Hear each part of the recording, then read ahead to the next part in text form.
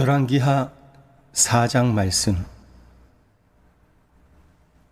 선지자의 제자들의 아내 중에 한 여인이 엘리사에게 부르짖어 이르되, 당신의 종 나의 남편이 이미 죽었는데 당신의 종이 여호와를 경외한 줄은 당신이 아시는 바니이다.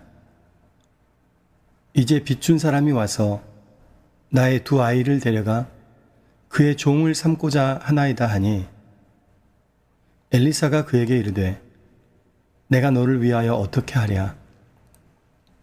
내 집에 무엇이 있는지 내게 말하라. 그가 이르되, 계집종의 집에 기름 한 그릇 외에는 아무것도 없나이다 하니, 이르되 너는 밖에 나가서 모든 이웃에게 그릇을 빌리라. 빈 그릇을 빌리되 조금 빌리지 말고 너는 내 두 아들과 함께 들어가서 문을 닫고 그 모든 그릇에 기름을 부어서 차는 대로 옮겨 놓으라 하니라. 여인이 물러가서 그의 두 아들과 함께 문을 닫은 후에 그들은 그릇을 그에게로 가져오고 그는 부었더니 그릇에 다 찬지라.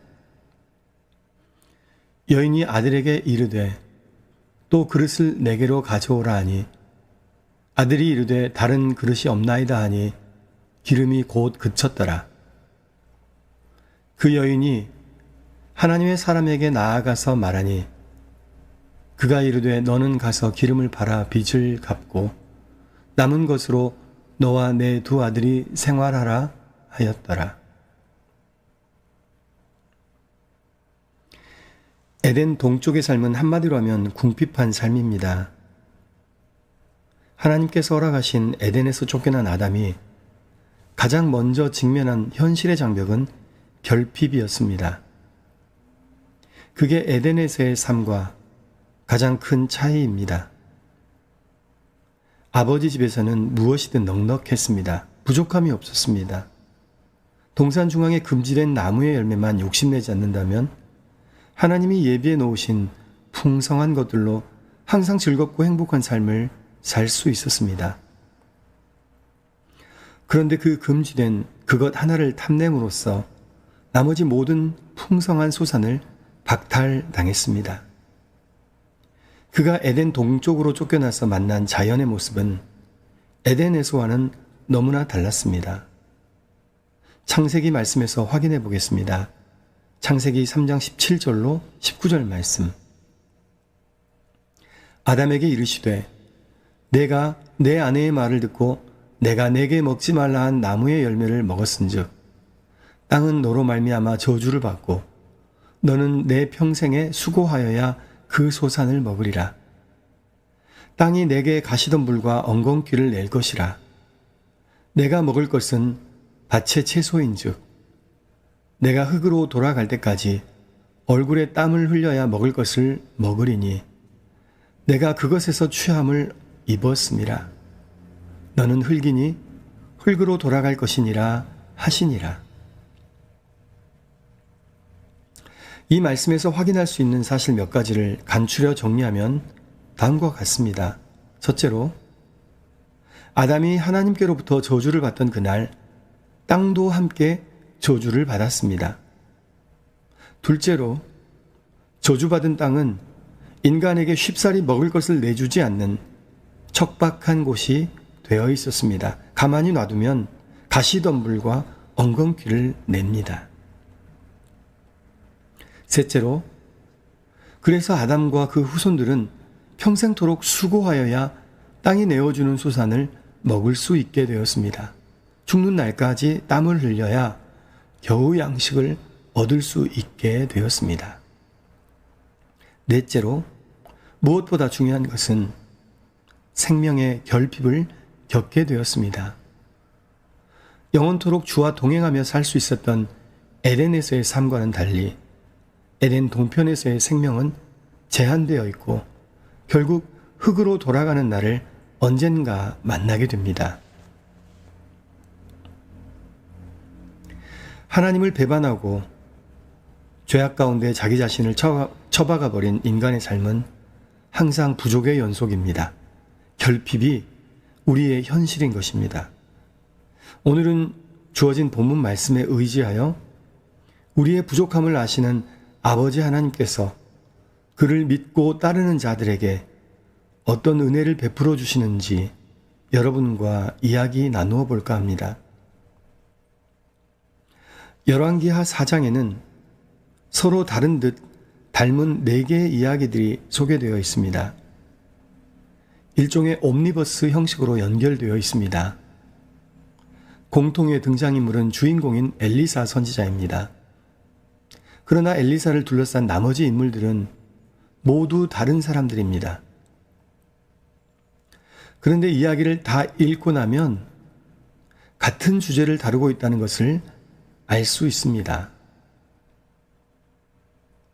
앞서 얘기했던 인간의 결핍과 그것을 채우시는 하나님의 은혜입니다. 먼저 각각의 이야기를 간단히 정리해 보겠습니다. 1절부터 7절까지 과부와 2 아들의 이야기가 나옵니다. 선지자의 제자가 죽었습니다. 그에게는 아내와 2 아들이 있었습니다. 그들에게는 갚아야 할 빚이 있었습니다. 그런데 그 빚을 갚을 힘이 없어 2 아들이 팔려가기 직전입니다. 하나님은 엘리사를 통해 과부가 겪고 있던 문제적 상황을 해결해 주셨습니다.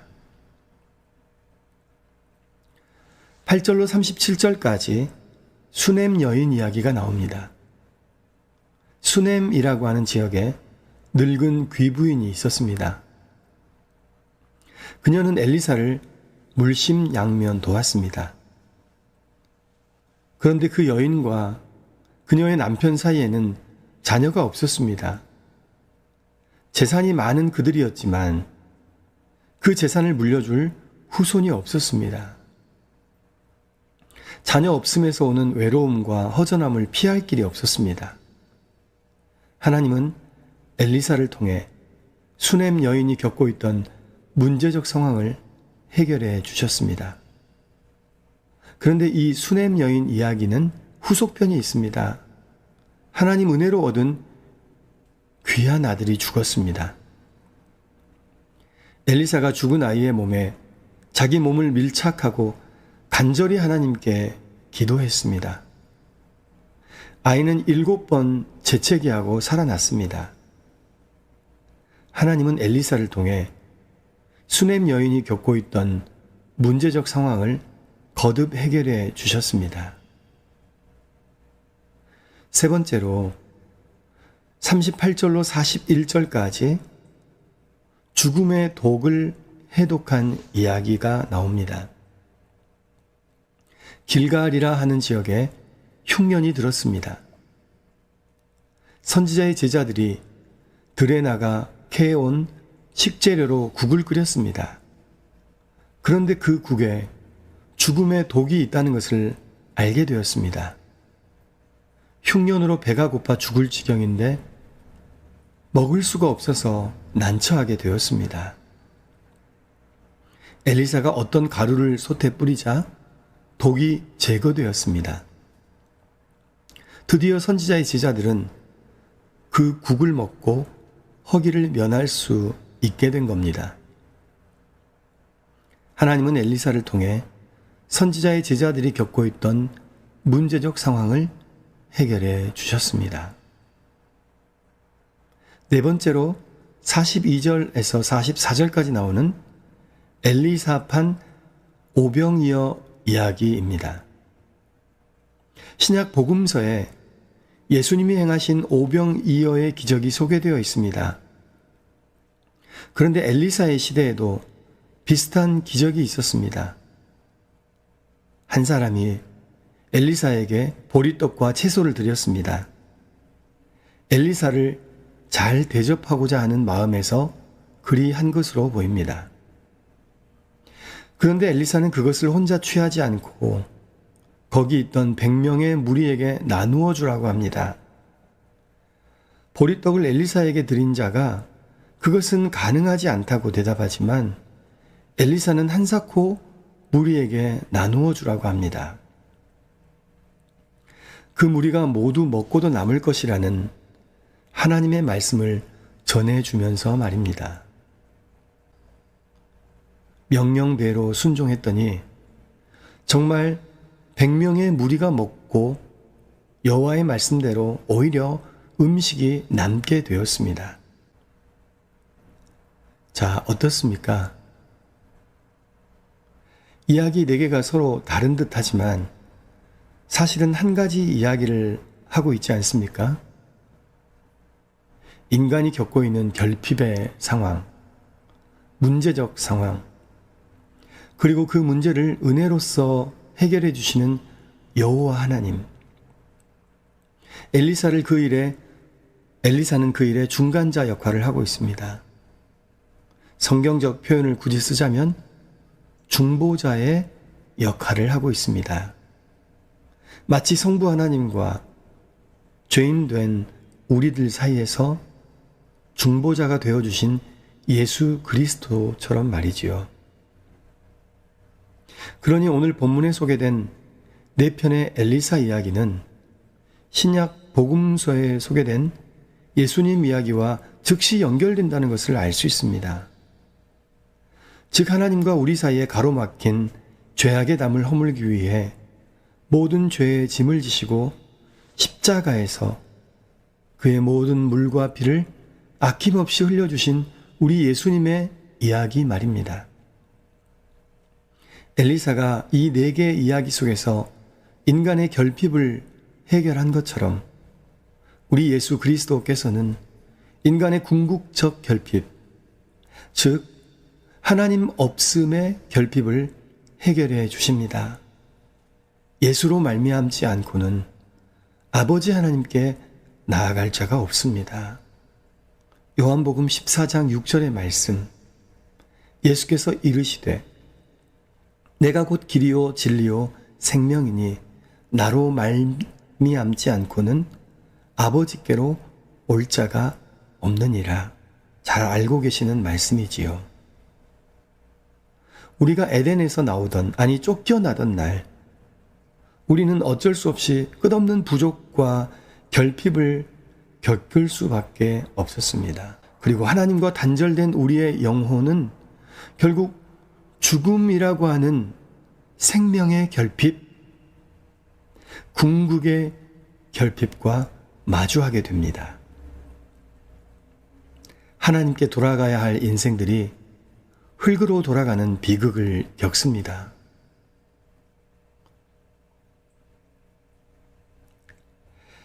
그런 우리를 그냥 내버려 두지 아니하시고 그리스도께서는 우리의 문제적 상황들 가운데 훅 들어오셨습니다.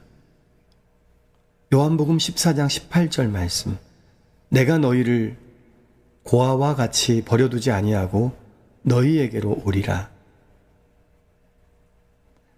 그리고 그가 이 땅에서의 공적 사역을 다 마치고 자신을 대신하여 또 다른 보혜사 성령을 우리에게 보내셨습니다.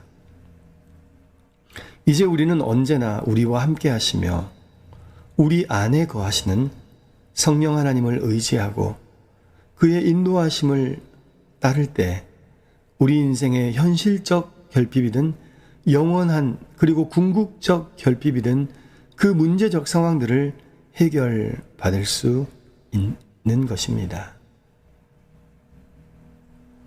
사실 여기에서 그쳐도 전해야 할 메시지는 다 잘 전달된 것 같습니다. 적어도 총론적인 부분에서는 말이죠. 그러나 강론으로 들어가 구체적인 내용을 살피기 위해 오늘 본문 4가지 이야기 가운데 하나를 택하여 살펴보겠습니다.